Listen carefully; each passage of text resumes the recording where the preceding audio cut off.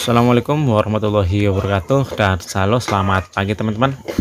Salam arit ya, salam peternakan, sukses selalu untuk kita semua. Dan oke teman-teman, nah untuk video kali ini saya akan sedikit membahas tentang kawin sedarah lagi nih teman-teman ya, karena banyak sekali pertanyaan-pertanyaan yang ada di kolom komentar yang menanyakan tentang perkawinan sedarah. Dan nggak masalah teman-teman ya, walaupun saya sudah sangat sering sekali membahas tentang perkawinan sedarah, tapi kalau ada yang banyak yang masih bingung, akan saya bahas lagi teman-teman, supaya nantinya teman-teman jadi bisa lebih paham lagi.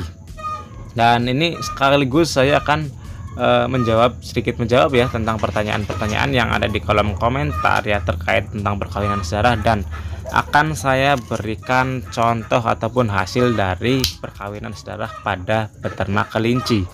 Nah ini teman-teman, supaya nanti teman-teman bisa percaya dan bisa menghindari apa sih perkawinan sedarah itu. Nah jadi sebelumnya saya itu sudah pernah mengatakan bahwa perkawinan sedarah itu sebisa mungkin dihindari.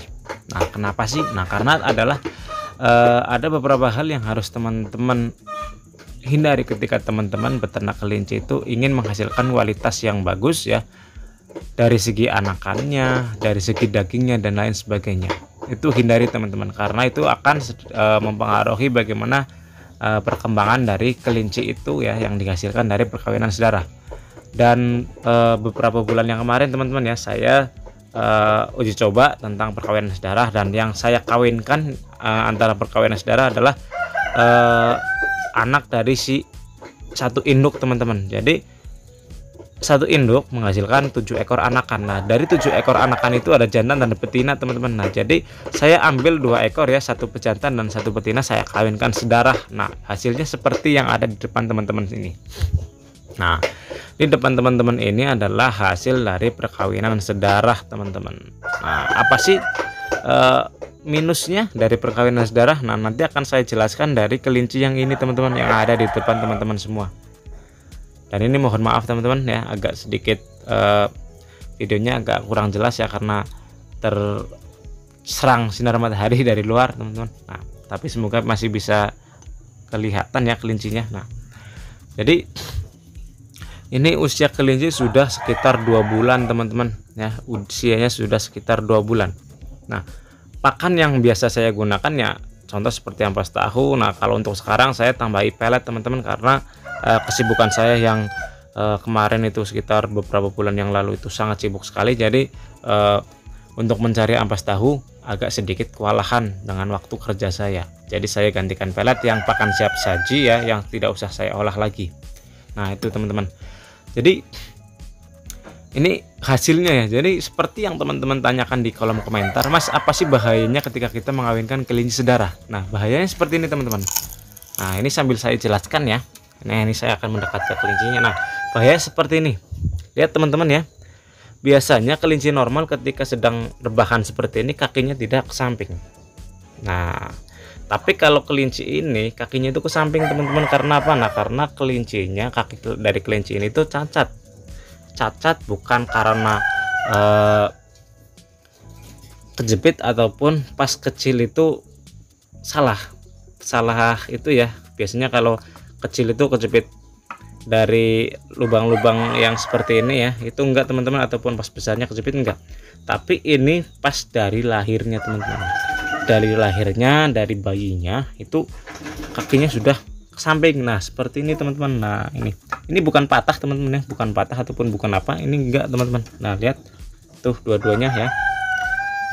Nah seperti itu teman-teman. Jadi ini minusnya ketika kita mengawinkan kawin sedarah. Nah ini ya, lihat teman-teman. Nah ini satu contoh minusnya. Terus bahayanya tadi saya sudah bilang ya, bahayanya seperti ini contoh yang pertama. Terus yang kedua teman-teman, bahaya yang kedua yang bisa kita alami ketika kita mengawinkan kelinci kawin sedarah ya, itu kelincinya pertumbuhannya sedikit terlambat teman-teman. Nah kenapa sih? Nah ini usianya sudah 2 bulan lebih ya, tapi pertumbuhannya dibandingkan dengan kelinci yang tidak saya kawinkan sedarah itu kalah cepat teman-teman, kalah cepat. Jadi ini usia sekitar 2 bulan, beratnya baru sekitar 1 kilo teman-teman, nggak nyampe 1 kilo 3 ons, itu nggak nyampe. Ini baru 1 kilo, bahkan yang satunya lagi itu di bawah 1 kilo teman-teman. Nah ini minus yang kedua. Terus minus yang ketiga adalah daya tahan tubuh si kelinci teman-teman ya. Daya tahan tubuh si kelinci itu cenderung berkurang ataupun cenderung lemah. Nah contoh seperti ini, kelinci ini terlihat sangat lemas sekali teman-teman, dan pergerakannya itu tidak segesit kelinci yang normal ataupun kelinci yang dari keturunan tidak kawin sedarah teman-teman ya. Dan itu ya teman-teman, ada 3 kelemahan ataupun minusnya ketika kita mengawinkan kelinci sedarah. Tapi sebenarnya bukan cuma 3 teman-teman, banyak lagi ya, banyak lagi minus-minusnya yang bisa dihasilkan dari perkawinan sedarah kelinci. Nah sebaiknya ketika kita ingin peternak kelinci itu hindari kawin sedarah, apalagi ketika kita masih para peternak pemula yang belum bisa mengetahui silsilah si kelinci dan lain sebagainya. Jadi sebisa mungkin ketika kita ingin mengawali beternak kelinci itu, belilah kelinci yang keturunannya itu tidak sedarah teman-teman. Nah itu cara paling aman. Nah terus sambil berjalannya waktu, nah baru kita pelajari bagaimana sih perkawinan sedarah itu. Jadi seperti itu teman-teman ya. Jadi perkawinan sedarah itu banyak minusnya ya. Yang bertanya di kolom komentar, perkawinan sedarah itu aman atau tidak? Nah ini jawabannya teman-teman ya. Nah terus lagi teman-teman, ini kelinci ketika sudah seperti ini ya, kakinya ke samping seperti ini tuh, harga jualnya jadi ikut rendah teman-teman. Nah ini salah satu minus yang selanjutnya ya.